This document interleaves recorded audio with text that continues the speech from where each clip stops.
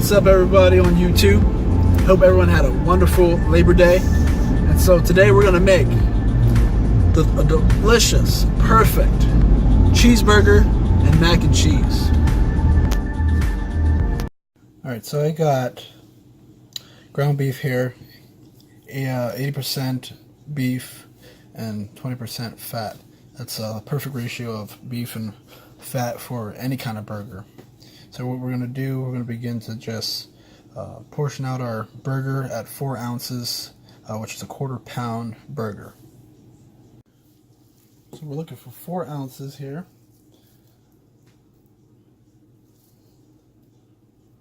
If you have a scale at home, you can use that to get more accurate weight and portion sizes. And you're just going to begin to just bring them into, balling them up into little balls until you use all your meat, and then we'll turn them into little burgers.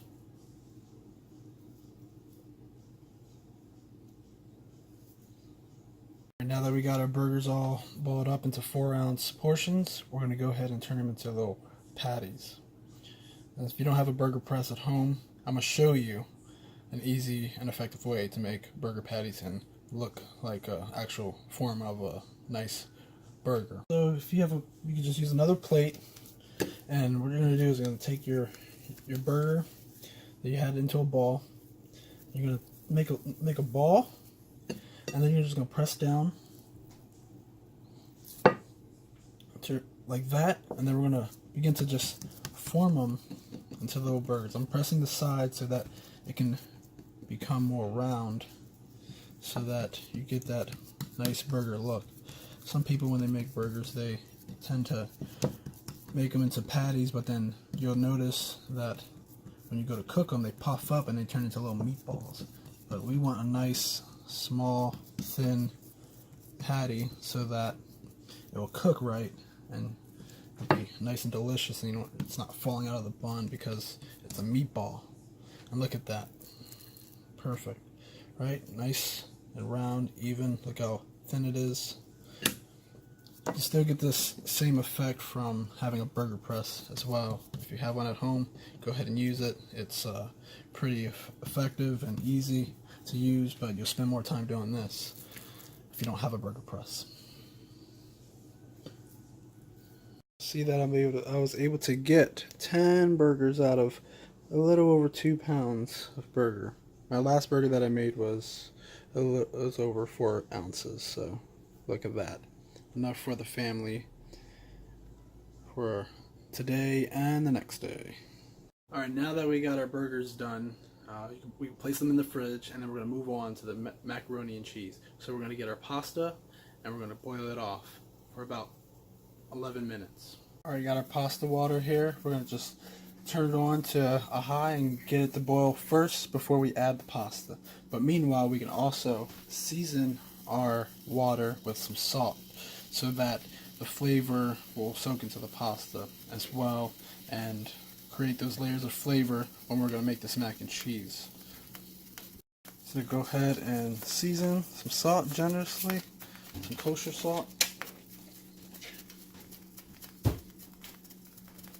4.5 cups of shells here. It's not macaroni elbows, but it's shells.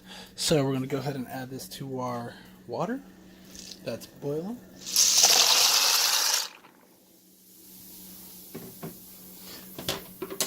Give it a stir and let it go for 11 minutes. So what I have here is about 4.5 cups of milk, whole milk, and a 1/2 cup of butter, or a stick of butter. And we're just gonna bring both of these to a boil.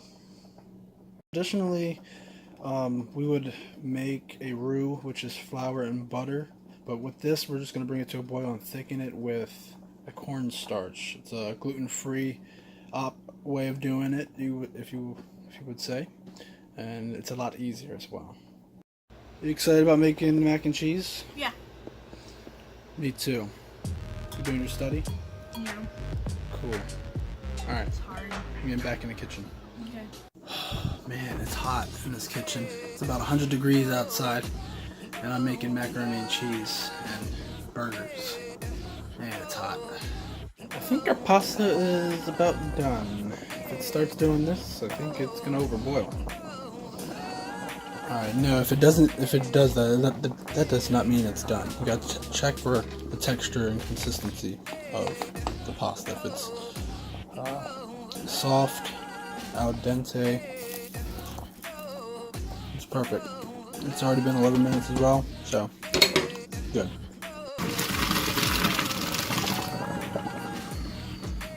Steamage!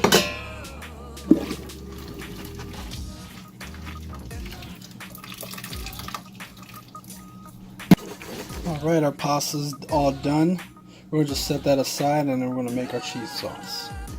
Alright, so we're going to go ahead and use cornstarch to thicken up the sauce. And so what we're going to do is just going to add just a little bit of cornstarch. And we're going to add cornstarch and water together. But make sure when you pour the water in, it's cold.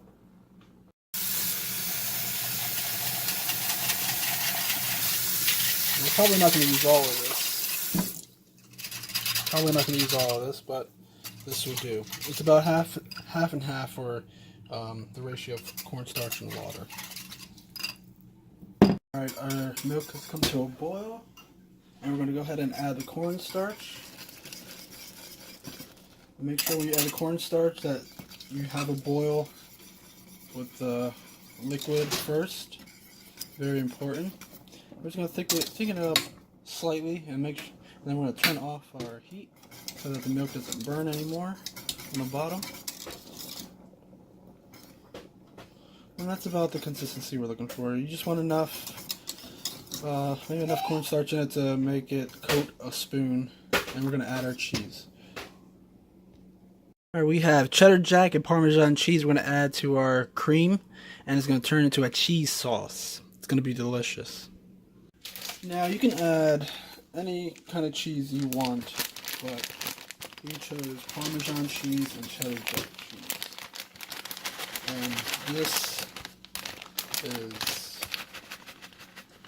4 cups of Parmesan and, I'm sorry, actually 1.5 cups of Parmesan and 2 cups of cheddar jack cheese. Look how thick you'll see it's gonna get. And at this point you can just keep the heat off so that it doesn't burn, because you don't want it to burn at all or give it a nasty flavor. Nice and cheesy. Look how thick that cheese is.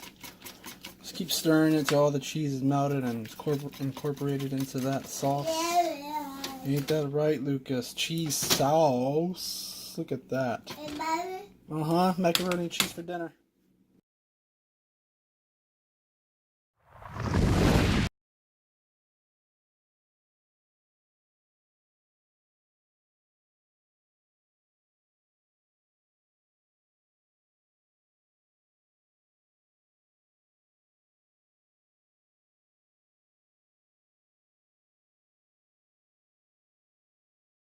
Take it to the next level. We're going to bake this off and add some crumb topping.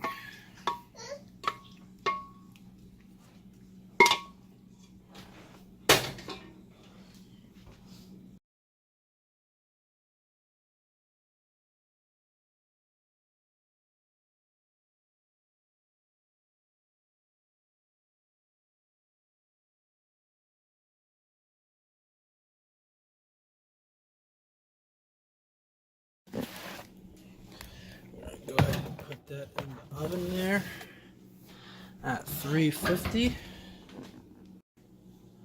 Alright, so what's going to happen is we're going to bake off that mac and cheese and we're going to get it nice and brown, nice and golden brown on the top, and it's going to also add a little more flavor because we have an Italian seasoned panko crumb crust on top. It's going to be good, isn't it? Alright, I pulled the mac and cheese out. It's nice and ooey and gooey. Look at that. See the nice brown all around. That's what you want.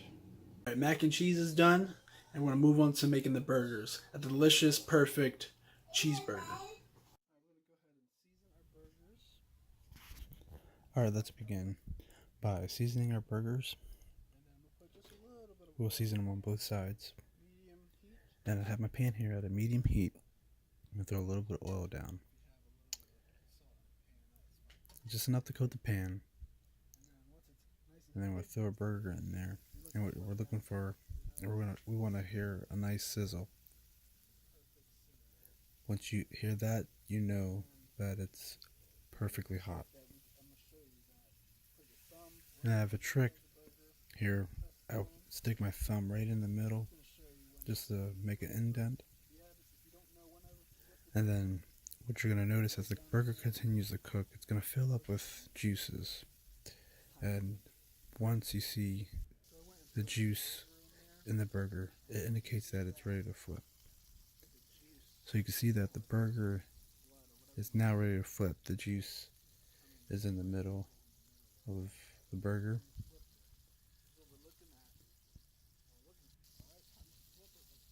Let's go ahead and flip these burgers.